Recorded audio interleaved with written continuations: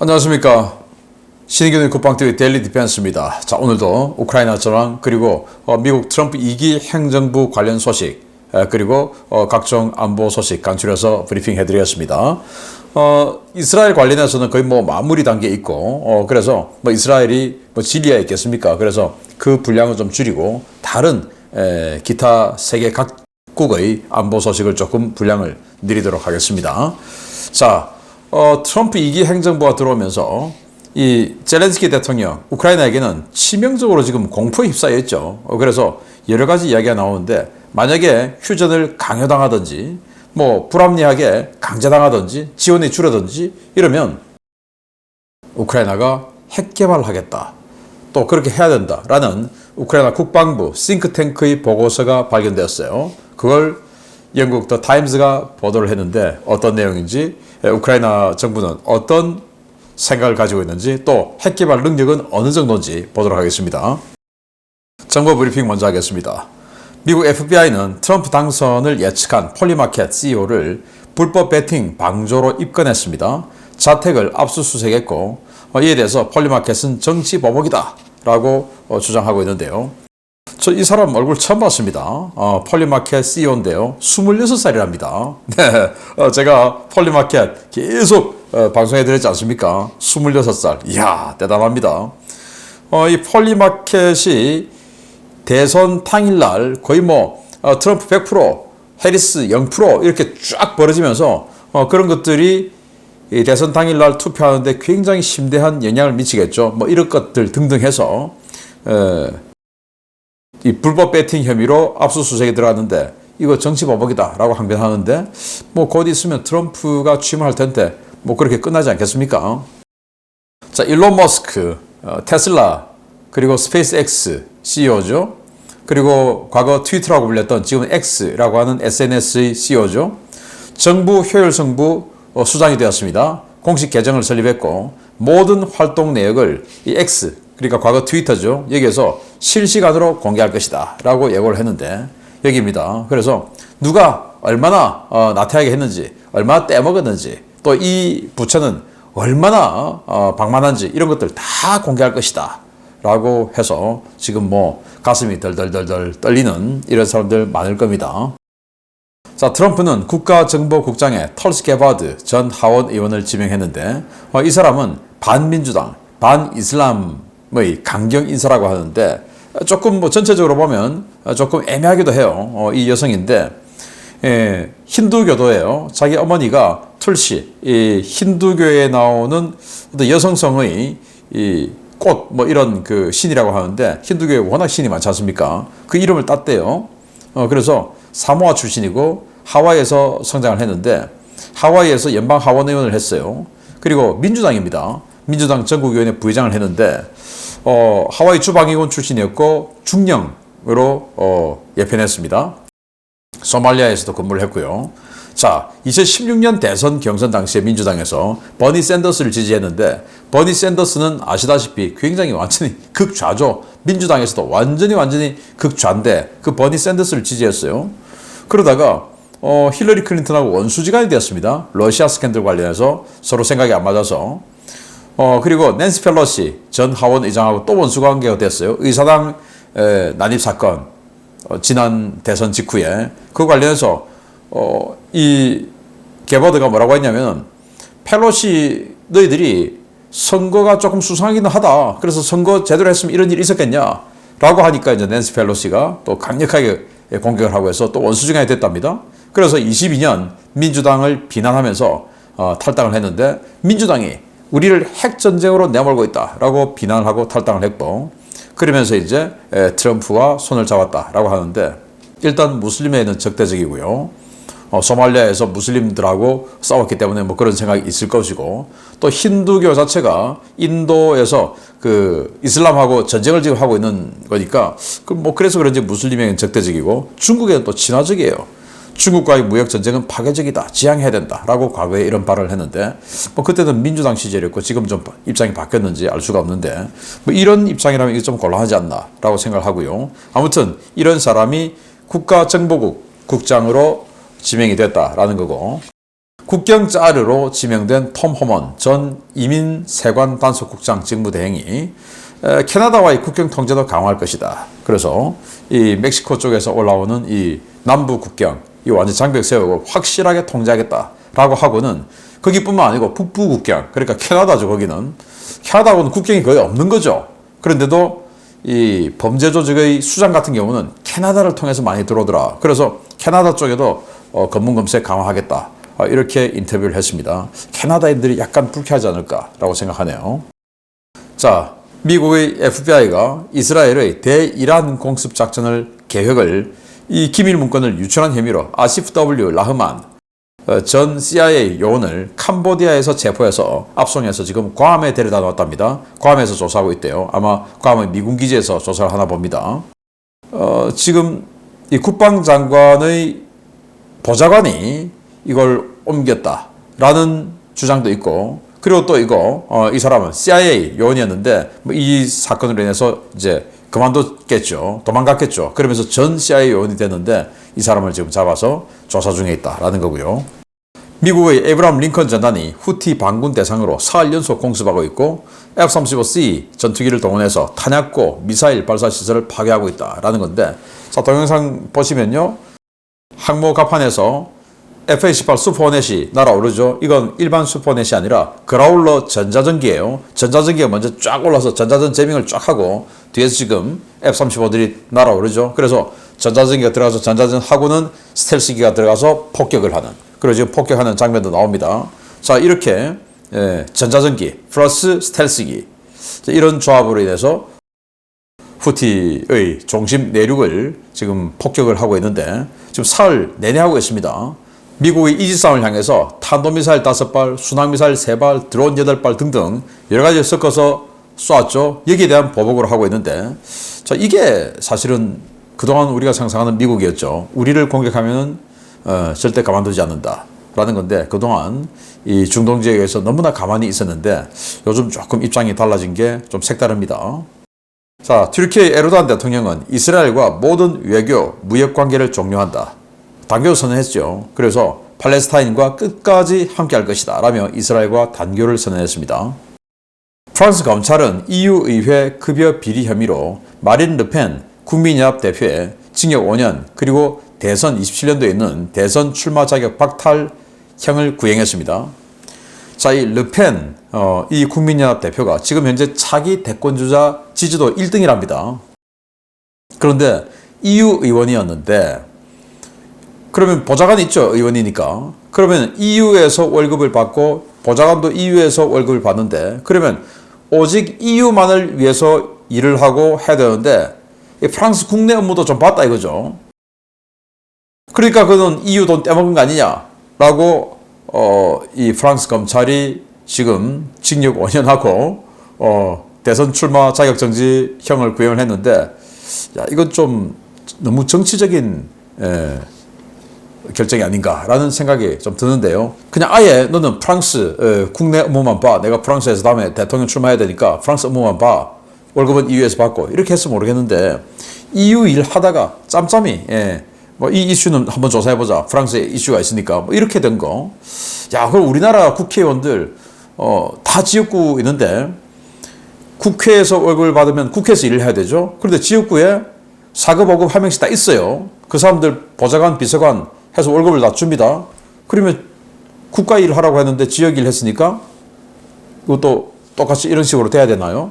조금 이건 너무 정치적이다라는 생각이 들고요. 네덜란드 암스테르담 무슬림 폭동이 나흘째 계속되고 있고요. 시내 곳곳에서 경찰과 충돌하고 있습니다. 무슬림 집단화되는 거 정말 무섭습니다. 중국 경찰은 주하이 스포츠센터 사건 용의자 62살 남성을 체포했는데 이 남성의 차량 난동으로 인해서 벌써 35명이 사망했고 50명이 부상을 했어요. 부상자들 중에서도 사망자가 더 늘어날 것이라고 합니다. 중국 당국은 원래 이거 외부인 소행이다 라고 했지만 잡고 보니까 중국인입니다. 내국인이죠. 62세 남성 팡이라고 하는 사람입니다. 자, 우크라이나 전황 보겠습니다. 병력은 오늘도 뭐 병력 그리고 전차 장갑차 차량 굉장히 많습니다. 야포 많습니다. 병력은 1690명의 러시아군을 사상시켰고 전차 19대 격파, 장갑차 51대 격파, 차량 많습니다. 124대 격파. 야포 아주 많습니다. 64문 격파. 64문이면 거의 3.6개 대대. 그러니까 한 개 포병단이 그냥 사라져버린 거죠. 다른 전 로켓 3문. 그리고 무인 항공기 54대 격추. 미사일 4발 요격 등의 전과가 있다라고 밝혔고. 자, 여기 보시면 64문의 야포. 다른 전 로켓 3문. 그러면 4개 포병 대대가 하루 만에 그냥 사라져버린 거예요. 어마어마한 전투가 붙은 것 같습니다. 총참모부는 전투는 총 161건이 있었는데 포크롭스크, 쿠르스크 이곳에서 격전 중에 있다라고 밝혔고, 러시아는 노보 이바니프카에서 연쇄 기갑 공세를 했는데 모두 실패했다. 여기가 쿠르스크예요. 쿠르스크의 북서쪽 여기입니다. 여기에서 러시아가 기갑 부대를 확 밀어넣어서 5번에 걸쳐서 공세를 펼쳤는데 그걸 다 막아냈다라는 거고, 젤렌스키는 러시아가 쿠판스크 방면의 공세 강화 시도 중이다. 그러나 막아내고 있다라고 대통령이 직접 이야기를 했는데, 자, 여기 러시아군이 쿠판스크 시내로 들어왔답니다. 이게 어떻게 해서 이런 일이 벌어졌냐? 그래서 나중에 보니까 이 러시아 군들이 자기네들 그 식별부호가 있죠. 제트. 그런 것들을 다 지워버리고, 또 이 피아 식별도 이 우크라이나군이 파란색 띠를 두르죠. 그 우크라이나군의 피아 식별띠 두르고, 우크라이나 장갑사인 척하고 그냥 쑥 들어온 거야. 들어오면서 손을 들고 들어오고 하니까 생긴 거 비슷하죠. 말 통하죠. 그리고 피아 식별띠 파란 거 했죠. 그리고 제트 없죠. 이러니까 우크라이나 군이구나 하고는 있는 사이에 그냥 쑥 들어간 겁니다. 시내로. 그러다가 나중에 뭐야 쟤들 우리 부대 아니잖아 해서 알고 보니까 러시아군에 대해서 이제 공격해서 쫓아내는데, 우크라이나군이 아무리 그래도 이건 너무하지 않느냐라고 지금 항의를 하고 있답니다. 그래서 쿠판스크 시내에 진입했다. 그리고 쿠판스크를 일부 점령했다. 이 말은 사실은 거짓말이었다. 한번 그런 식으로 속임수를 쓰다가 걸린 거다라는 거고요. 자, 우크라이나 CCD, 그러니까 허위정보대응센터예요.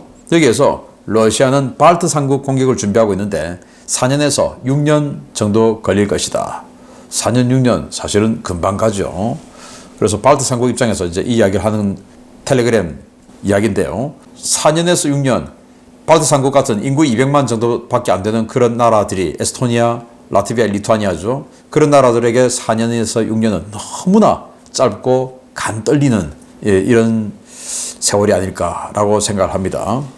폭스 뉴스는 트럼프가 우크라이나 종전을 위한 평화 특사를 곧 임명할 것이다 라고 보도를 했는데, 그 하마평으로는 바로 이 존 이 허브스트 전 기후 주재 미국 대사가 언급됐는데, 이 사람은 부시, 그러니까 아들 부시 시절에 2000년대 초반이죠. 그때 키이우에 가 있던 주 우크라이나 미국 대사였다고 합니다. 이 사람을 이제 종전 평화 특사로 임명할 거다라고 폭스가 보도를 했고, 우메로프는 산업부와 2025년 주요 전략을 논의할 것이다. 그러니까 국방장관이 산업부 장관에게 자, 이제 올해는 이렇게 다 갔고, 그러면 내년은 지금 상황이 좀 달라지는데, 그럼에도 불구하고 드론 몇 대, 포 몇 대, 이런 거 어떻게 우리가 생산할 수 있을까? 그런 전략을 논의했다라는 겁니다. 자, 슈비하는 바이든 임기 종료 전에 상당한 군사 지원을 약속했다라고 우크라이나에서 이렇게 발표를 했고, 우크라이나 여론조사 해보니까 국민 75%가 EU, 나토 가입을 지지하더라라는 건데, 75%가 나토 가입 지지한다고 나토 가입을 당장 시켜줄 리는 없죠. SBU는 흑해함대 40일 고속정 여단 참모장을 폭사시키는 공작을 했는데, 자, 이겁니다. 발레리 트랑콥스키 대위의 차인데요. 자, 이 사람이 그 고속정대의 참모장이었어요. 고속정 여단의 참모장인데, 이 고속정 부대가 칼리브리 미사일을 가지고 그게 이제 함대지 순항 미사일 아닙니까? 그걸 가지고 오데사를 비롯한 우크라이나의 민간인 지역을 공격했으니까 민간인을 살상한 전쟁 범죄자다. 그래서 우리가 처단한다 해서 출근하는 세바스토폴입니다.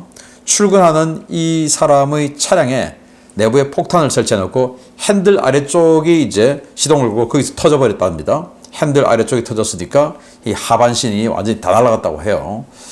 그렇게 해서 죽었다고 합니다. 자, 러시아는 부상 그리고 사망 보험금을 대폭 삭감했는데 이로 인해서 일선 장병들이 크게 반발하고 있다고 합니다. 자, 원래는 죽으면 500만 루블, 그리고 심각한 부상은 300만 루블, 경미한 부상은 100만 루블, 기타 부상은 10만 루블인데 여기에서 죽으면 500만 루블 없어지고 그냥 심각한 부상부터 기타 부상까지 있는데 이제 이걸 군의관이 판단한다라는 겁니다. 그게 이제 핵심이에요.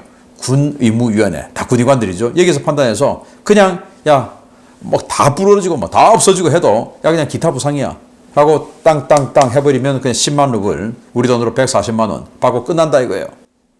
그래서 공정성, 객관성 전혀 없이 군의관이 그냥 결정해버리면 끝난다. 그래서 야 군의관이 결정하고 우리 어떻게 믿냐 라고 해서 지금 이 군인들이 굉장히 반발하고 있다라는 거고요.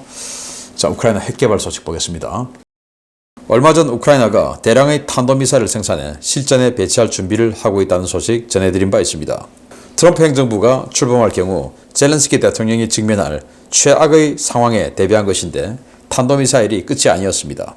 우크라이나가 핵무기를 제조할 수 있다는 보도가 나왔습니다.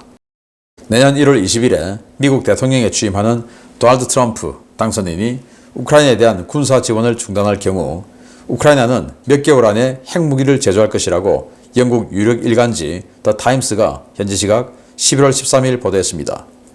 타임스는 우크라이나 국방부에 제출된 문건을 인용해서 우크라이나가 핵무기 개발에 착수할 경우 1945년 나가사키에 투하된 펜맨 폭탄과 유사한 기술을 사용해 기초적인 플루토늄 핵무기를 빠르게 개발할 수 있다는 결론을 내렸다고 전했습니다.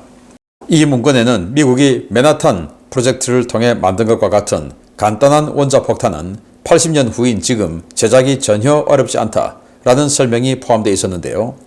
이는 미국의 새 행정부가 우크라이나에 대한 군사 지원을 중단하거나 고압적인 휴전 요구에 나설 경우 우크라이나가 아주 짧은 시간 내에 자체 핵무장에 나설 의지가 있음을 보여주는 것입니다. 타임즈는 보고서에 따르면 우크라이나는 대규모 우라늄 농축 시설을 건설하고 가동할 시간이 없기 때문에 현재 가동 중인 원자로에서 연료봉을 인출한 뒤 여기서 추출한 플루토늄으로 핵무기를 만들어야 한다고 설명하고 있다. 라며 우크라이나가 왜 플루토늄 핵무기를 고려하고 있는지에 대한 배경도 전했습니다.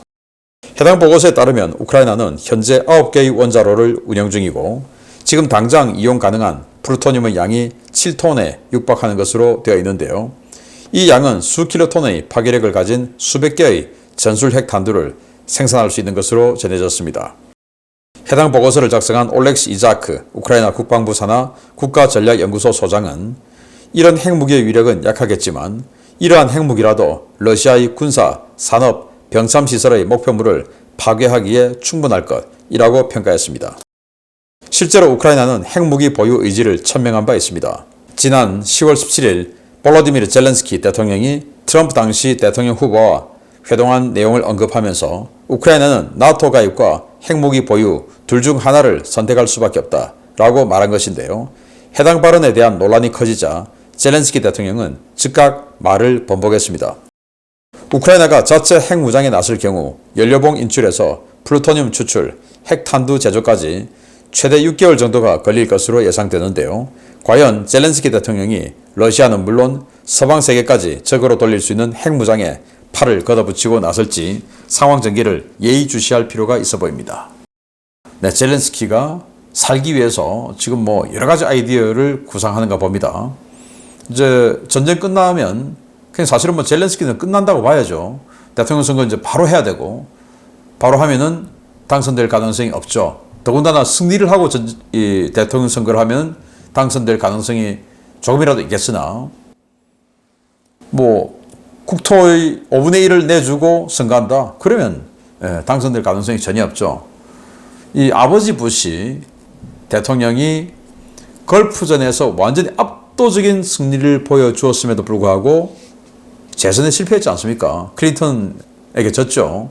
그래서 전쟁 이긴다고 반드시 선거에 이기는 것도 아닌데 더군다나 이기는 그런 식으로 되면 전쟁에 거의 손해를 많이 본 셈이 되는 것이죠. 그래서 그러면 휴전을 강하게 압박받을 수 없도록 뭔가 계속 연기를 피워야 되겠죠. 그래서 지난 10월이었습니다. 젤렌스키가 트럼프 후보를 만나서 만약에 지원을 끊고 하면은 핵무장도 고려할 수 있다라고 했다라는 보도가 나왔죠. 그래서 뭐 일파만파가 되니까 젤렌스키가 그런 적 없다라고 했지만 아니 땐 굴뚝에 연기가 나겠습니까? 그리고는 또 뭐 탄도미사일 100발 지금 만들었다라는 보도가 이번 주에 나왔고, 그리고 또 이렇게 이제 국방부 산하, 우크라이나 국방부 산하의 싱크탱크, 우리로 지금 카이다죠.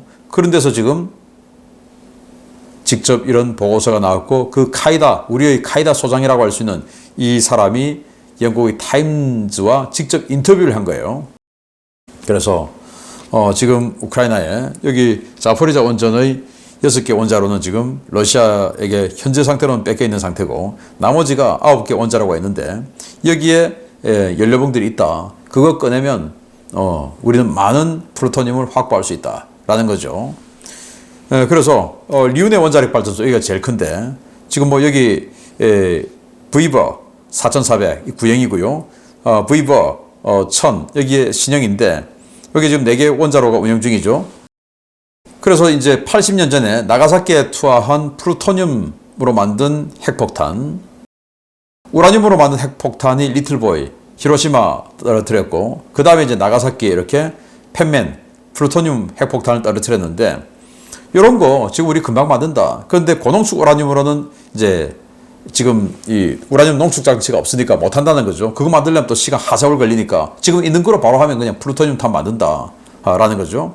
이게 그런데 4.6톤입니다. 뭐 이런 거 가지고 할 수는 없고, 당연히 경량화, 소형화 할 수 있는 80년 지났는데 충분한 능력 되죠. 그래서 브이버 1000 원자로 연료 이 안에 이 지금 전체가 바로 연료봉 집합체입니다. 이걸 우리나라 언론에서는 뭐 연료봉 다발이라고 하는데 어쨌든 집합체입니다. 여기에 각각 이 집합체 하나에 312개 연료봉이 있고, 요게 151개가 원자로 하나에 있어요. 그래서 원자로 하나에 47,112개의 연료봉이 들어있습니다. 그런 원자로가 9개가 있죠. 그래서 여기에서 플루토늄을 추출하면 다 해서 7톤이 된다. 그러면 수천 발의 저위력 핵탄두가 된다라는 거 아니겠습니까? 이제 부스팅하는 증폭 핵분열탄까지는 못 가고 그냥 북한의 3차 핵실험 정도의 이 초기형 핵폭탄은 얼마든지 만들 수 있다라는 거 아니겠습니까? 그거 가지고 지금 안 그래도 요즘은 뭐 일부러라도 저위력 핵폭탄을 만드는데 그거 가지고 크렘린 때리고 우리 얼마든지 할 수 있다. 왜? 이렇게 흐림2 탄도미사일을 100발을 석 달 만에 만들어냈다라고 했지 않습니까? 석 달 만에 100발 만들었으니까 또 석 달 지나면 또 100발, 또 석 달 지나면 또 100발, 그리고 6개월 만에 이렇게 이 어마어마한 양의 핵무기를 만들어낼 수 있는 능력이 있는데, 이런 우리를 핵개발 이런 식으로 하게끔 만들래? 그러니까 지원을 계속 해달라. 이런 압박이 아닌가라고 생각하는데, 자, 이런 상황이 있기 때문에 트럼프도 그리고 푸틴도 국제사회도 다 여기에 대해서 신경을 좀 쓰면서 우크라이나 전쟁을 어떻게 진행할 것인가 하는 것에 대한 중요한 어떤 그 고민, 소요가 생겼습니다. 아무튼 이런 것들이 젤렌스키의 카드가 어떤 식으로 작용될지 계속 지켜봐야 되겠습니다. 마치겠습니다. 감사합니다.